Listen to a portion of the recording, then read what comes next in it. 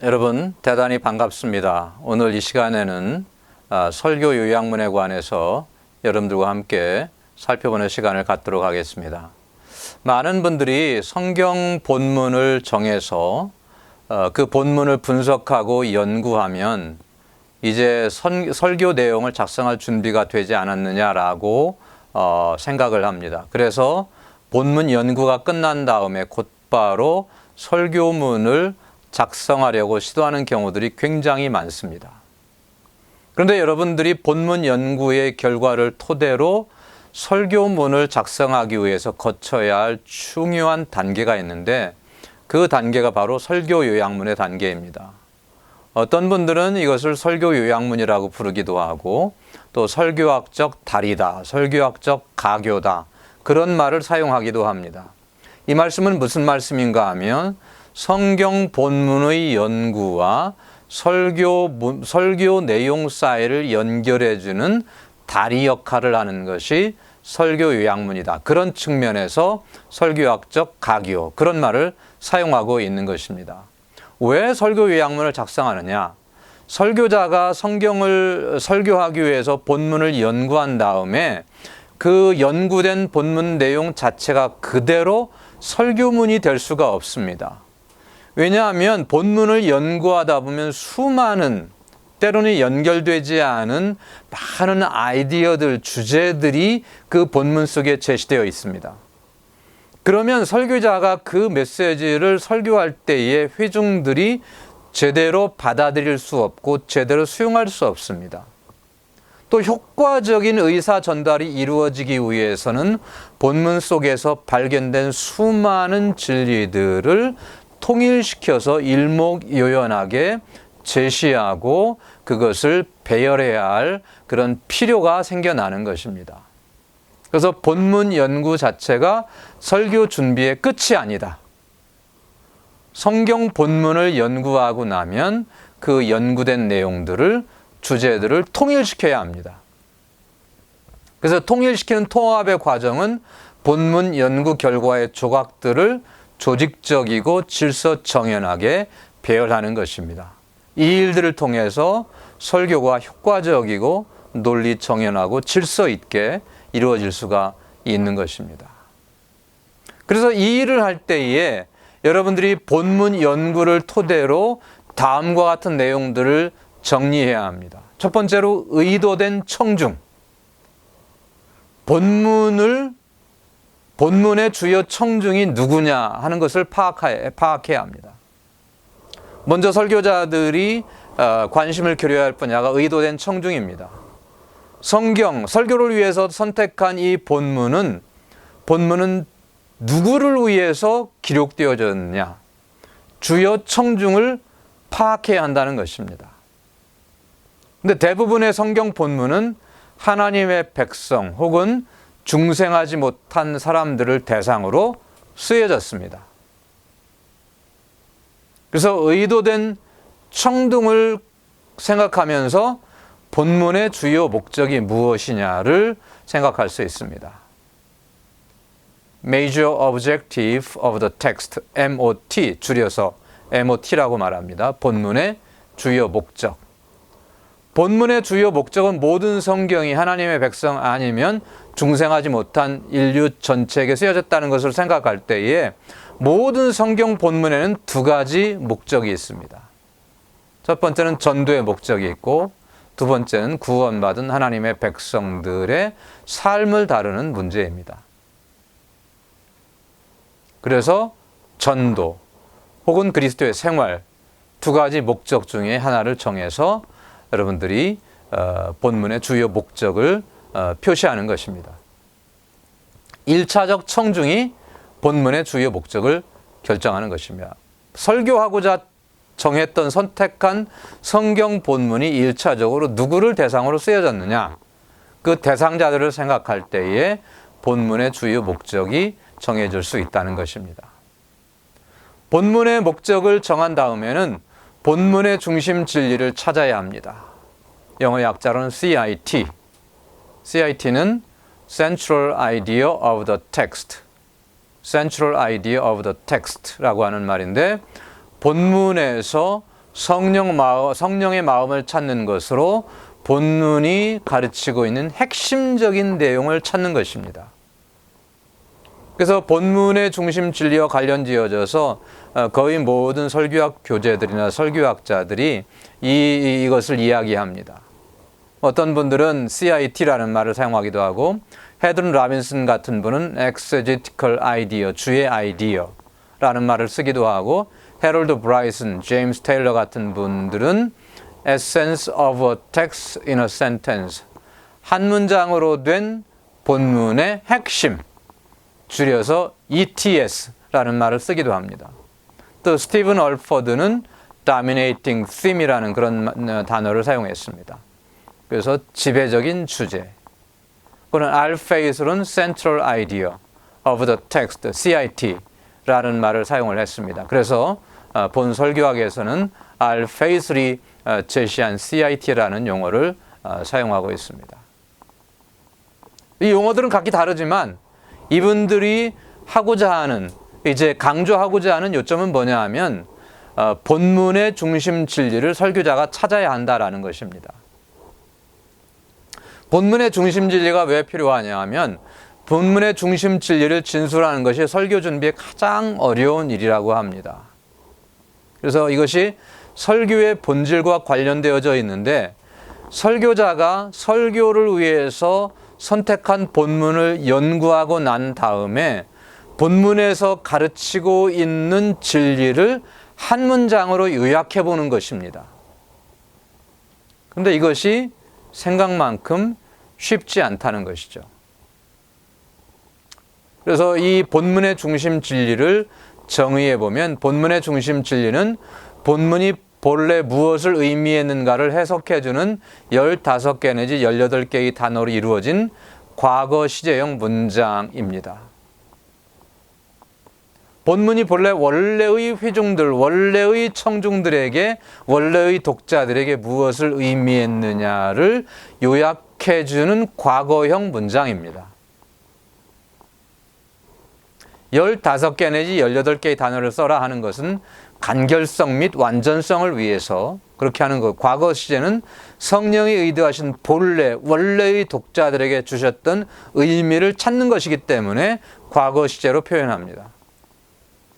그리고 해석해주는 문장으로 쓰는데 본문의 의미를 요약해주는 의미에서 해석이 시도되는 것입니다. 그리고 역사적 의미를 올바로 찾는다는 의미에서 본래의 의미를 찾는 것이죠.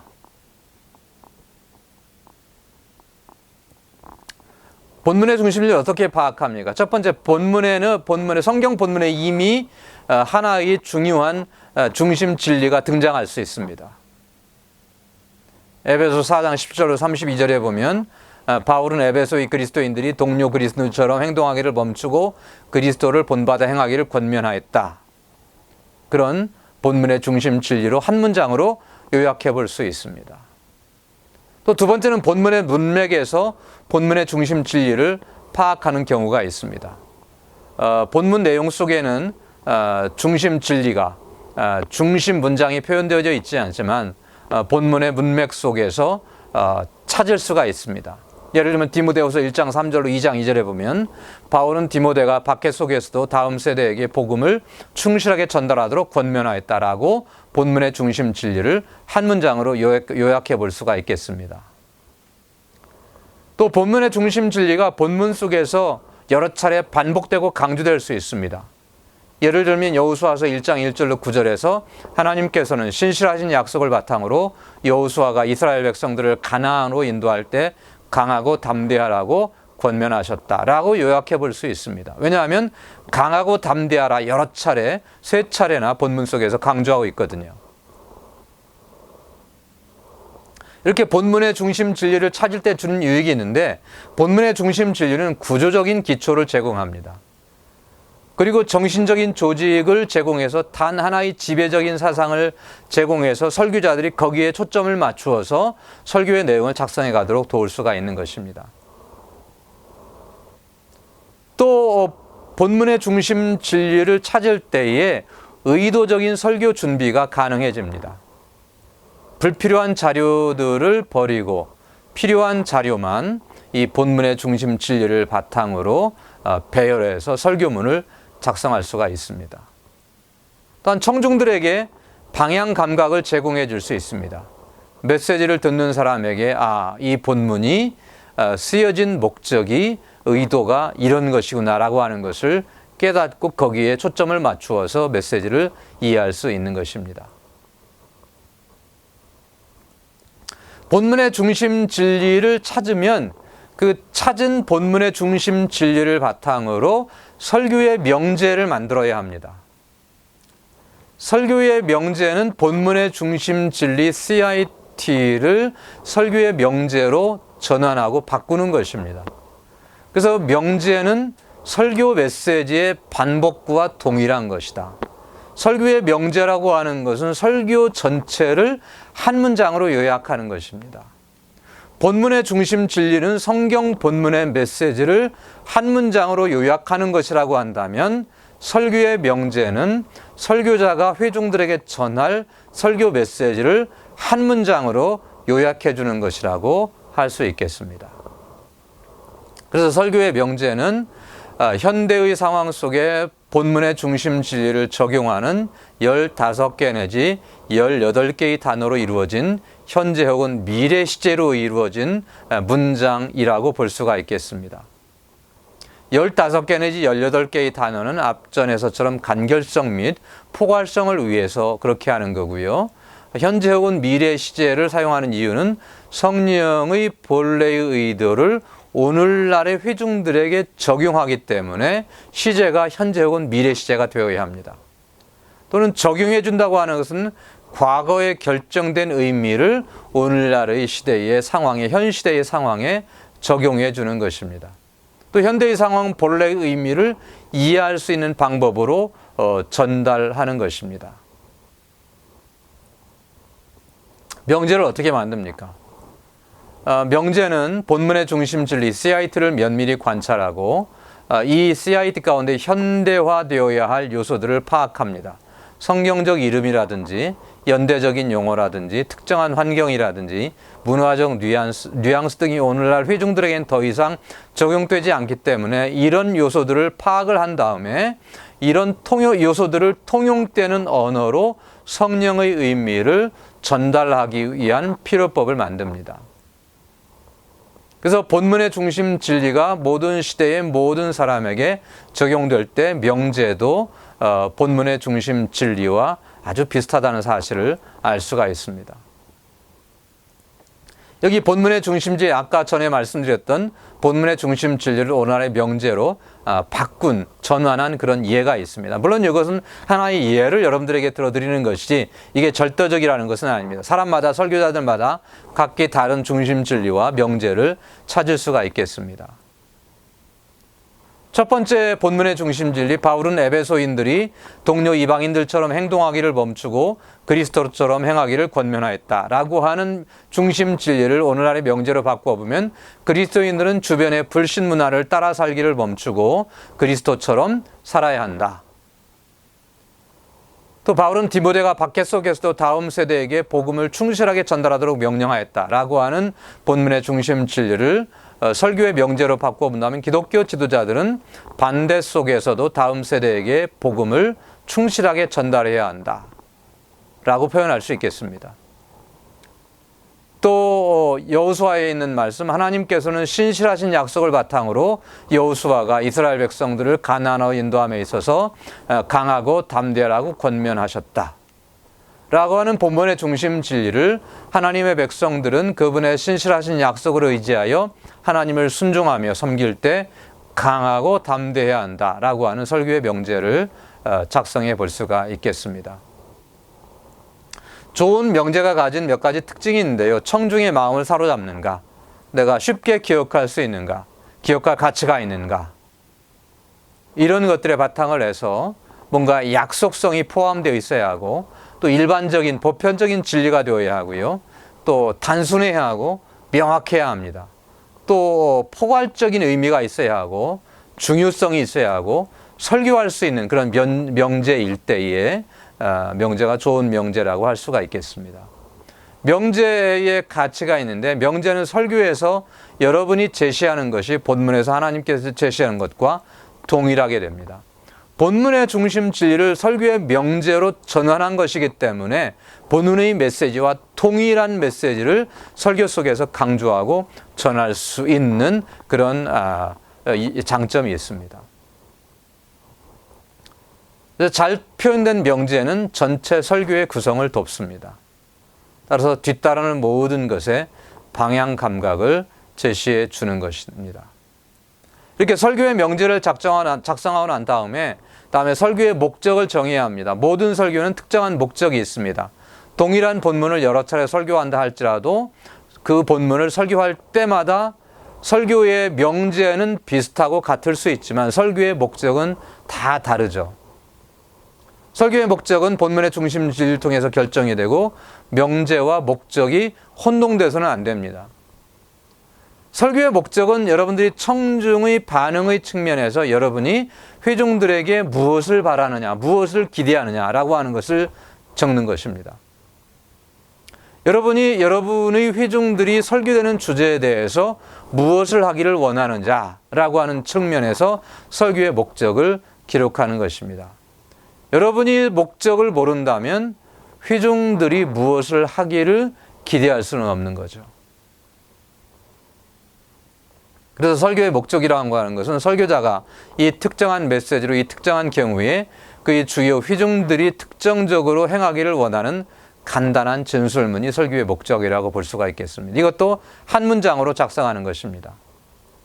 간결하고 간단한 진술문이어야 하고 청중들에게 기대하는 분명한 행동들이 인식되어져야 하고 신자 혹은 불신자들에게 설교하는지를 명백히 해야 하고 분명한 목표가 적용의 명확성과 목적성을 부여하게 되는 것이고 설교의 목적은 특정한 사람과 시간을 포함해서 특정한 설교의 때를 고려해야 할 것입니다. 그 다음에 설교의 제목이 있습니다. 설교의 제목은 본문의 연고 자료를 통합할 때의 마지막 단계가 설교의 제목을 다는 것입니다.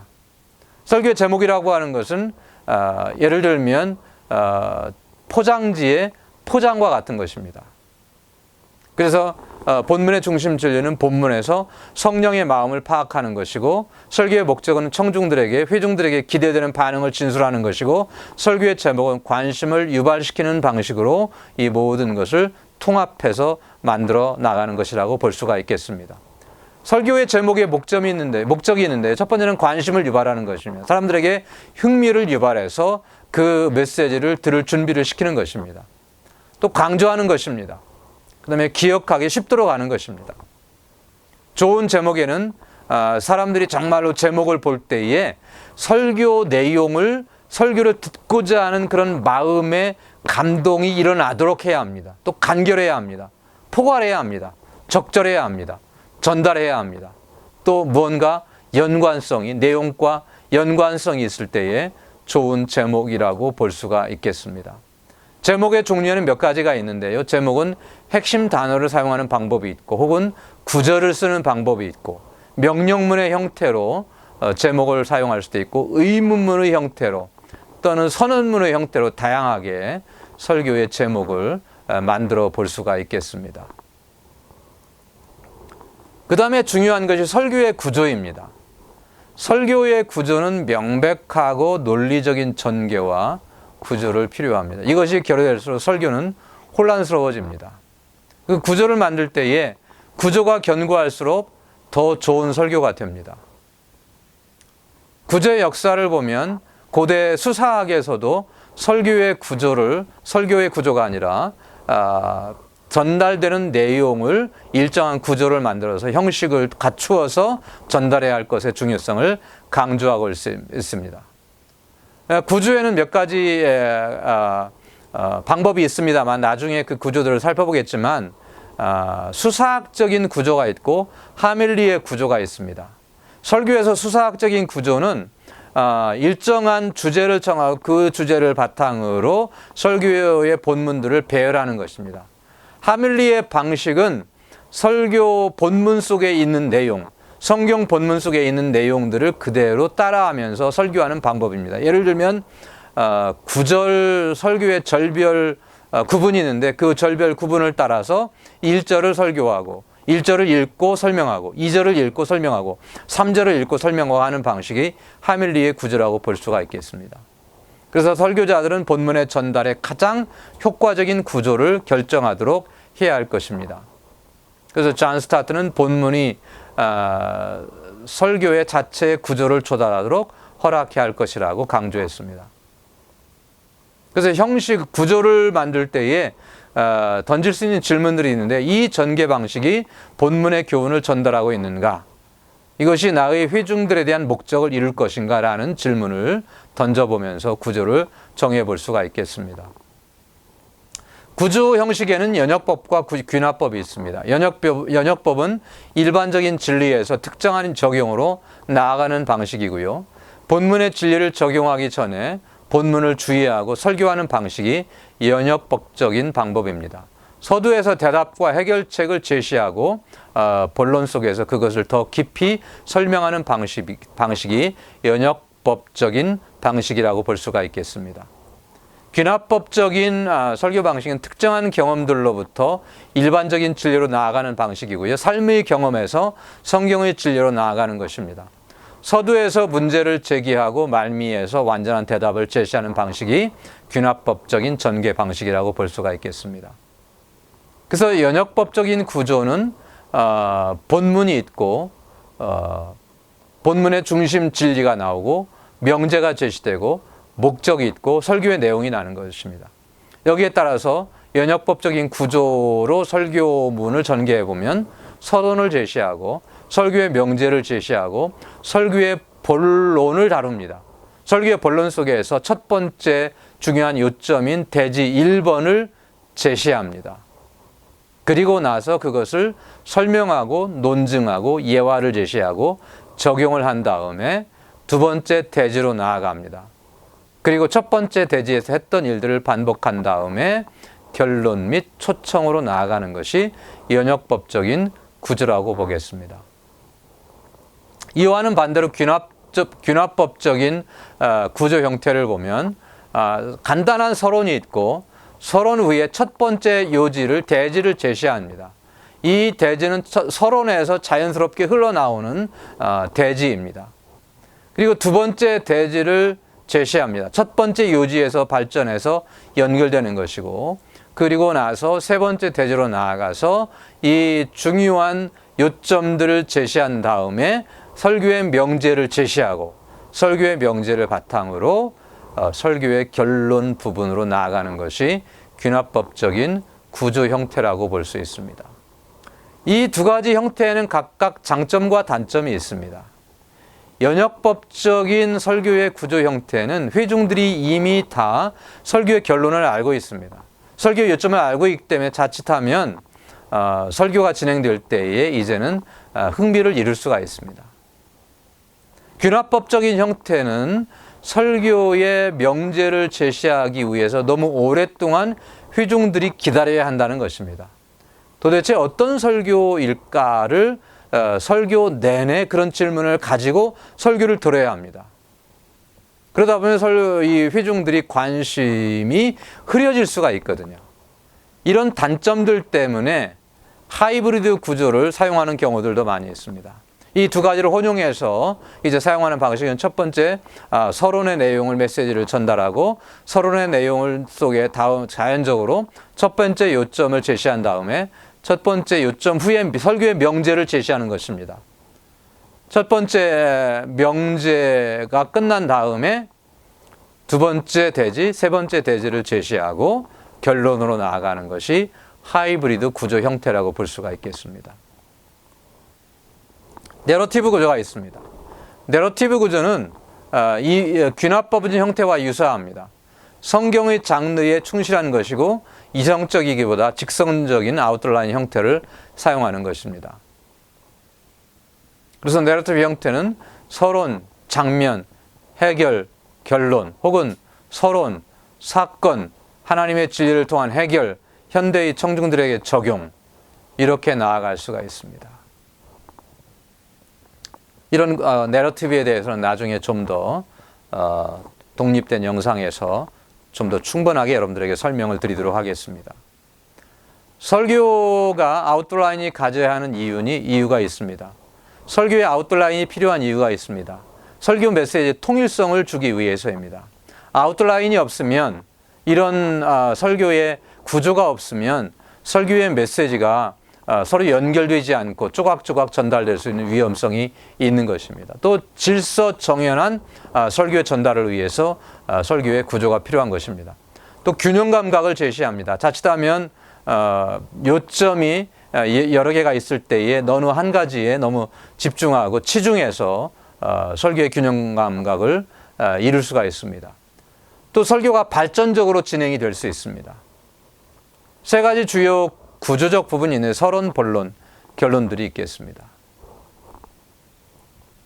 아웃라인을 개발할 때 몇 가지 방법이 있습니다. 설교의 명제를 주요 대지들로 전개시키고 본문의 자연적인 단락을 파악해야 합니다. 대지들은 본문에서 흘러나와야 합니다. 그리고 6가지 질문을 던져야 되겠 누가, 언제, 어디서, 무엇을, 어떻게, 왜 6화 원칙에 의해서 질문을 던지면서 아웃라인을 개발시켜 나갈 수 있겠습니다.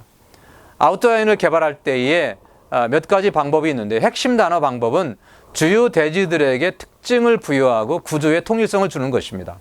핵심 단어는 명사 혹은 동사나 형용사인 명사형이어야 합니다.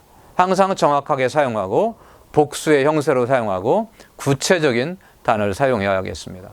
디도서 2장 11절로 14절 말씀해 보면 이 본문 속에서 우리는 하나님의 놀라운 은혜의 3가지 유익들을 발견할 수 있다. 핵심 단어가 뭡니까? 유익들이라고 하는 단어입니다. 그러면 설교의 본문 속에서 유익들이 나열될 것입니다.